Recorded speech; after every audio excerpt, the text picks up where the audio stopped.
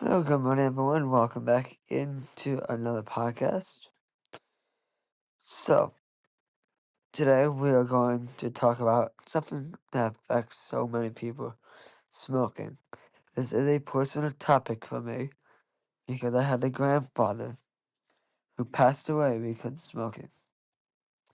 I will share some of that story today, and don't worry, I'll keep it light and add some humor where I can.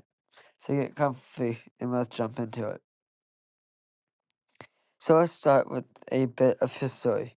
Back in the day, smoking was everywhere. It was cool. It was part of pop culture. You'd see movie stars puffing away on screen. Doctors even recommended it. And it wasn't just something that happened in the movies. People did in real life. My grandfather, for example, started smoking when he was a teenager, and back then, nobody really knew how dangerous it could be. No one thought twice about it. For years, everything seemed fine. My grandpa worked, went on fishing trips, spent time with family, and lived life like anyone else. He was healthy, active, and didn't show any signs of illness. But over time, that all started to change.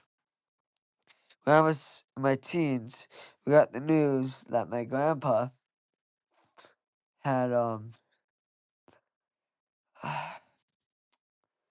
he had a stroke. I remember that moment like it was yesterday. We were all sitting at home. And then my dad got a phone call that my papa is in the hospital. That moment changed everything. And here's the thing, it didn't happen overnight. This wasn't a sudden crash. It wasn't like one day he was fine and the next day he couldn't breathe. It happened slowly.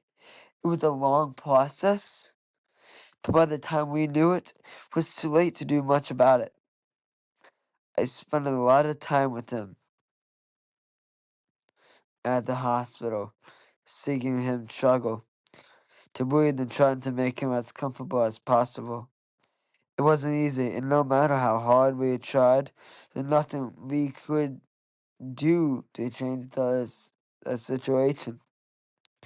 Watching him go through that was one of the toughest things I've ever experienced. And that's why I wanted to stop him really focus for a moment. It wasn't just a it just wasn't the stroke that caused him to suffer. It was it was the damn smoking. It was something he had started when he was young and carried with him for his entire life. It's easy to forget how powerful smoking is because it doesn't hit you at all at once. But over time, it starts to tear you down. You know what? It didn't just take away his health, it took away his time with family to do the thing he loved. It wasn't just about the stroke, it was about everything he could have done if smoking hadn't taken over. The kicker, smoking is avoidable. It's not like other things where you can't control the outcome. And if you are someone who smokes or knows someone who does, I want to make sure you hear me on this. It doesn't have to end this way. If you smoke, please take a moment to think about how it's affecting your life and the people around you. It's not just about getting sick, it's about the time it can steal from you. It's about the years you can add to your life if you make a choice to stop. But I get it, quitting isn't easy. It's not something that happens overnight. I'm not going to tell you it's as simple as just stop. The process, and for a lot of people, it's a tough one. But I also know it's possible, but worth it. It's definitely worth it. Alright, so now let's talk about what you can do if you are ready to quit.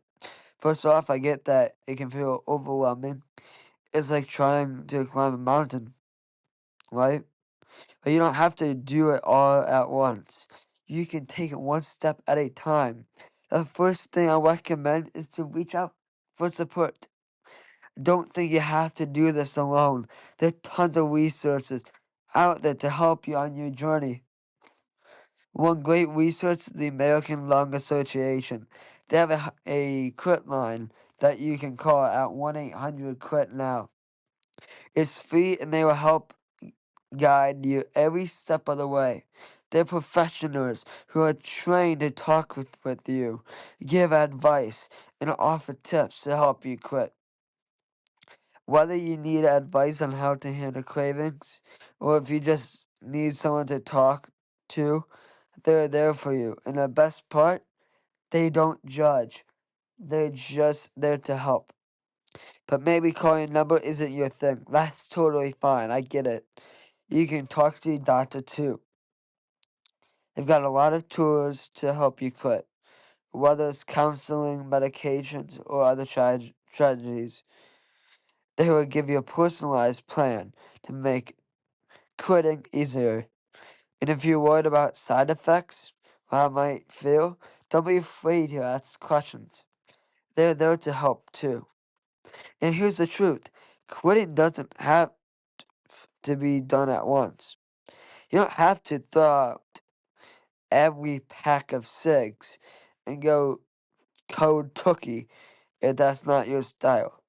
You can ease into it. The important thing is taking that first step. And no matter how small that step is, it's still progress. Alright, let's wrap things up.